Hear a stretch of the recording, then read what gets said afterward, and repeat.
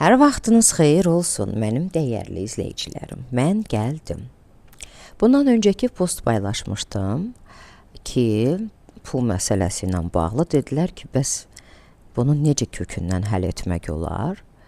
Əslində qeyd eləmişdim, yəni suallar çox gəlib. Bir insanı məclisinə dəvət edərkən qəti sürətdə, qəti şəkildə heç bir şey istəmə. O insan həqiqətən özünü dəyərli hiss edəcək. Və bunu etdikcə, təkrar etdikcə, sonra sual da verdilər, axı indiyə qədər bu qədər toylara getmişik, pul yazdırmışıq, o necə olacaq? Düşün ki, kiməsə yaxşılıq etmisən də. Sən ona, o sənə gəlib etdikcə bu yaxşılıq olmur, bu borc olur. Amma sən etmirsən, heç bir şey ummursansa, yaxşılıq bir şəkildə qayıdır da. İllah da pulla mı qayıtmalıdır? Məclis edirsən, ən yaxın səmimi bildiyin insanları dəvət elə və heç bir şey umma, heç bir şey istəmə. Hətta onlar neysə gətirmiş olsalar belə inci, küs. İnsan özünü dəyərli hiss etməzmi? Gəldiyi məclisə mənə görə dəvət ediblər. Uzun sözün qısası, ikinci mövzumuz demişdim ki, səmimiyyət olacaq. Nəyə görə biz ümumiyyətlə bir xalq olaraq səmimi xalq deyilik. Bəli, biz qonaqpərvərik, biz pozitivik, biz dar gündə kömək edərik, bir el-oba olub yığışa bilirik. Amma bu səmimiyyət ələlxüsus ən pis, ən dar günlərdə nadirən rast gəlinir də. O pandemiya məsələsi, müharibə dövrünü məsəl üçün misal çəkə bilərəm. Amma münasibətlərdə, istər ailədə valideyn övlad arasında, istər təhsildə müəllim, şagird, direktor müəllim arasında, istər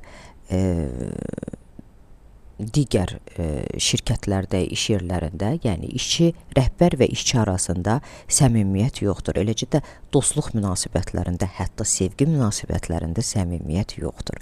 Biz səmimi xalq deyilik. Niyə? Analiz eləməyə başladım. Bir orta məktəbdə oxuyurdum qəsəbədə və bizim məktəbə və qəsəbəyə şəhərdən bir oğlan köçmüşdü. Feyzullah adında, salamlayıram əgər izləyirsə, sinif yoldaşım olub. Deməli 8 ya 9-cu sinifdə oxuyurduq və fizika otağında qaçdı tutdu oynayan zaman o kobalt düşdü, sındı şüşədən. Və müəllim gəldi içəri, soruşdu ki, bunu kim edib?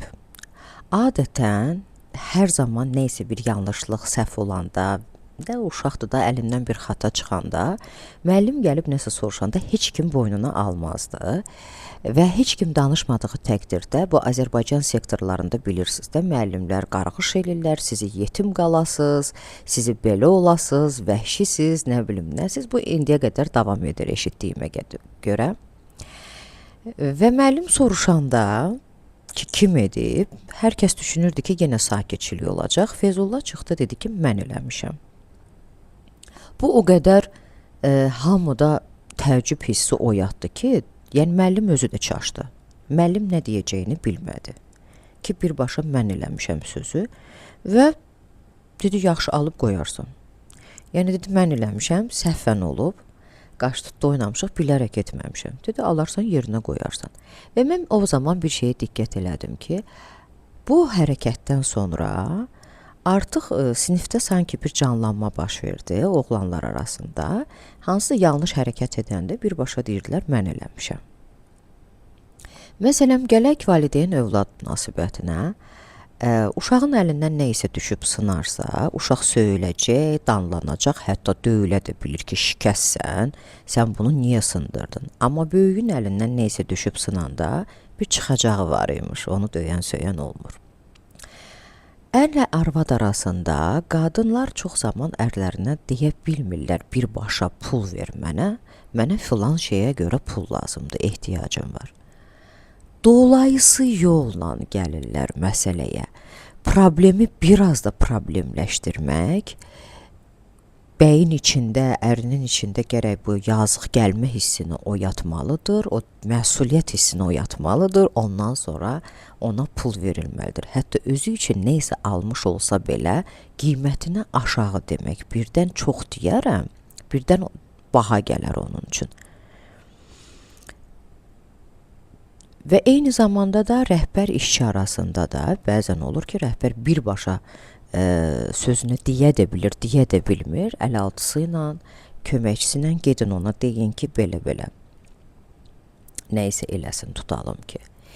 Yəni, mən ona diqqət elədim ki, biz biri-birimizə söz demək istəyiriksə, çatdırmaq istəyiriksə, biz dolayısı yolla bunu edirik, birbaşa çatdırmırıq. Hətta belə bir atalar sözümüz də var. Qızıma deyirəm, gəlinim eşitsin. Niyə gəlib birbaşa demək olmaz ki? Və elə bu şəkildə də insanlar narazı da qala bilirlər, qeybətlər də yaranır, incikliklər də yaranır.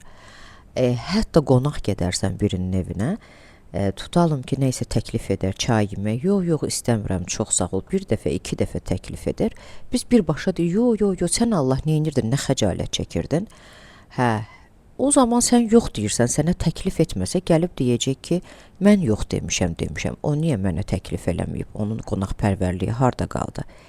Yəni bundan da belə bir nəticə çıxartmaq olur ki, insan özü ilə səmimi deyil. Almaniyada yaşayan bəzi tanışlar var və sosial şəbəkədə də izləyirəm. Azərbaycanlılar şikayət edirlər. Avropalılar qonaqpərvərliyi yoxdur. Evinə gedirsən, yeməyi çəkir, səndən soruşmur. Çünki onlar daha səmimidirlər. Mən fikir vermişəm, Ukraynalılar, Ruslar daha səmimidirlər. Birbaşa danışmaqları var. Birbaşa danışmaq özü cəsarət istəyir. Mən bir dəfə dedim bunu, sizə hər şey öyrədəcəklər. Bəlkə də ola bilsin təhsildə, amma cəsarət hissindən başqa, çünki cəsarət çox bahalı bir hissdir.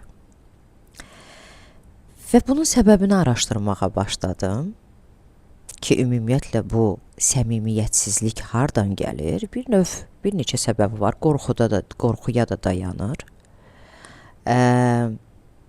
Emosional zəkanın zəifliyi, emosional psixoloji biliyin zəifliyi. Ən böyük səbəblərdən biri iyerarxiya, güc. Yəni sanki statusu olan hər hansısa bir yüksək mövqeyə sahib olan insan birbaşa danışa bilər. Aşağı mövqedə olan insan birbaşa deyə bilməz. Hətta danışmış olsa belə, kobud da olsa, buna bax, qudurub. Tez-tez üzr istəməklər olur. Üzr istəyirəm. Baxırsan, üzr istəməli bir şey deyil. İnsan sadəcə fikrini deməlidir, amma dəfələrlə üzr istəyir. Sanki özü özünə aşağı mövqedə olduğunu vurğulayır. Və bu uzun illər, əsrlərdir davam edir. Mən bir dəfə də dedim, 150 il öncə ego strukturu üzərindən hakimiyyət qurulub və heç bir inkişaf etmiş ölkələrdə bu qədər davam etmir. Yəni 150 il eyni struktur davam etmir.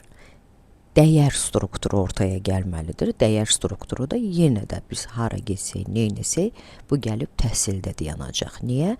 Çünki təhsil dediyimiz yeni şuur kodlaşması deməkdir. Anulirovat olunmalıdır, sıfırlanmalıdır.